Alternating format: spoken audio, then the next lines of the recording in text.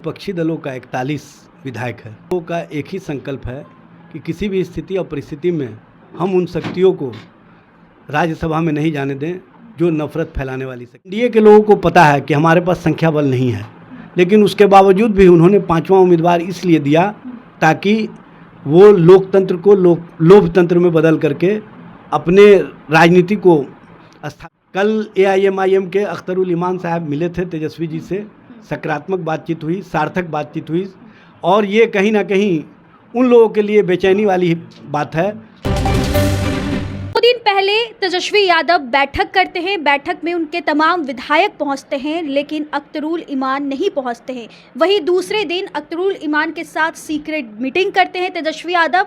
कहां तक बात बनती है, ऐसे सकारात्मक बात दोनों की बन जाती है। जब बाहर निकलते हैं तो दोनों का बयान भी सामने आता है। आगे की क्या कुछ रणनीति होगी, सीधे जुड़ेंगे, बातचीत करेंगे। हमारे साथ आरजेडी से प्रवक्ता है एजाज अहमद जी। एजाज जी, कैसे हो रहा है अभी बिहार की जो मौजूदा राजनीतिक हालात चल रहा है, लगातार आप लोग प्रयास कर रहे हैं एआईएमआईएम के सभी विधायकों का समर्थन को लेकर? देखिए, एक बात समझ लीजिए, विपक्षी दलों का 41 विधायक है और हम लोगों का एक ही संकल्प है कि किसी भी स्थिति और परिस्थिति में हम उन शक्तियों को राज्यसभा में नहीं जाने दें जो नफरत फैलाने वाली शक्तियाँ, जो भारत की संवैधानिक व्यवस्था को कमज़ोर करने वाली शक्तियाँ, जो कहीं ना कहीं लोकतंत्र और लोकतांत्रिक व्यवस्था को लोकतंत्र में बदल करके जनता और जनता के हितों का नुकसान पहुँचाती है।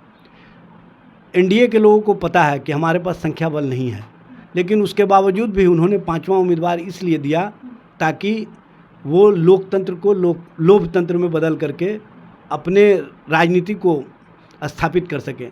लेकिन हमारे साथ संख्या बल था, हमारे साथ संकल्प था, हमारे साथ विचार था और हम स्पष्ट रूप से इस सोच के हैं कि लोकतंत्र में जब आपके पास संख्या बल हो तो लोकतांत्रिक व्यवस्था में भाग लेना चाहिए। और राष्ट्रीय जनता दल ने महागठबंधन के सभी साथियों के साथ मिल करके कल एआईएमआईएम के अख्तरुल ईमान साहब मिले थे तेजस्वी जी से, सकारात्मक बातचीत हुई, सार्थक बातचीत हुई और ये कहीं ना कहीं उन लोगों के लिए बेचैनी वाली बात है जो लोकतंत्र और लोकतांत्रिक व्यवस्था को कमज़ोर करने की कार्रवाइयों में संलिप्त रहे, जो माहौल बनाने का काम कर रहे थे।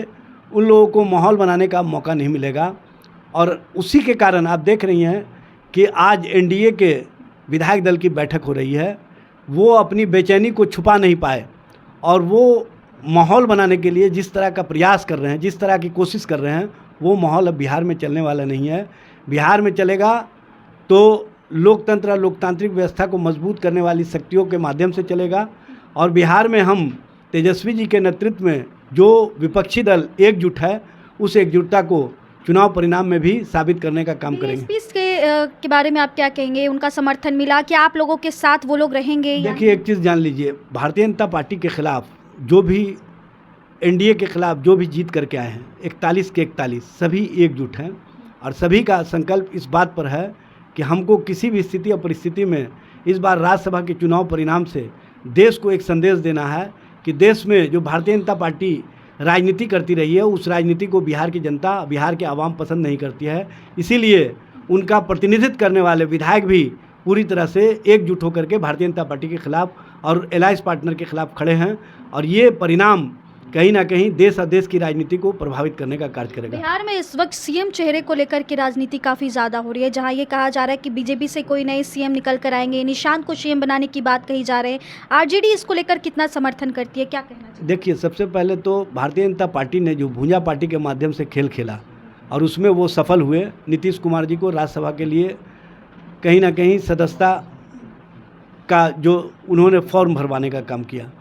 अब भरवाने का काम किया, उन्होंने कहा कि मेरा दिली इच्छा थी, मैं जानना चाहता था। भाई, नीतीश जी की अगर इच्छा होती तो जिस दिन नोटिफिकेशन हुआ था उसी दिन वो कह देते या उससे पहले भी कह देते कि मेरी इच्छा है कि इस बार मैं चारों सदन का सदस्य बनना चाहता हूं, इसलिए राज्यसभा जाना चाहता हूं। लेकिन नीतीश जी को होली के दिन मजबूर किया गया और जो भारतीय जनता पार्टी के भूंजा पार्टी के लोग हैं, उन लोगों ने किस तरह का खेल खेला है सबको पता है। आने वाले समय में जो भूंजा पार्टी के लोग राजनीति किए हैं, उस राजनीति को कहीं ना कहीं अमित शाह भंजाने का काम करेंगे और अमित शाह को एक बात का एहसास जनता दल यू भी दिलाने का काम करेगी कि नीतीश कुमार जी राजनीति में महारत हासिल किए हुए हैं। वो अपने पुत्र को राजनीति में जो लाए हैं वो कहीं ना कहीं स्थापित करने के लिए लाए हैं। इसलिए आगे आगे देखिए होता है क्या, खेल तो बड़ा होगा। चलिए देखिए, नीतीश कुमार बिहार की क्या पूरे देश की राजनीति का चाणक्य कहे जाते हैं और ऐसे में अब उनके पुत्र निशांत कुमार को जेडीयू में लेकर आ गए हैं और अब देखना होगा आगे क्या कुछ रणनीति होगी, वो भी हम आप तक जरूर रखेंगे। आप बने रहे हमारे साथ, तब तक के लिए बहुत बहुत शुक्रिया।